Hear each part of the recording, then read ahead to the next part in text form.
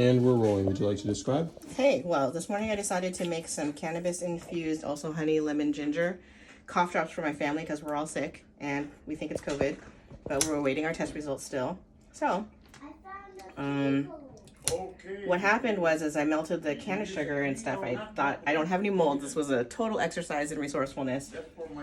I started to do it this way to make the cannabis infused cough drops, but in the end, I decided to go with this like candy kind of method of doing it with buttered hands and parchment paper and scissors because I feel like so empowered by the Great British Baking Show. So I just wanted to let you guys know about this.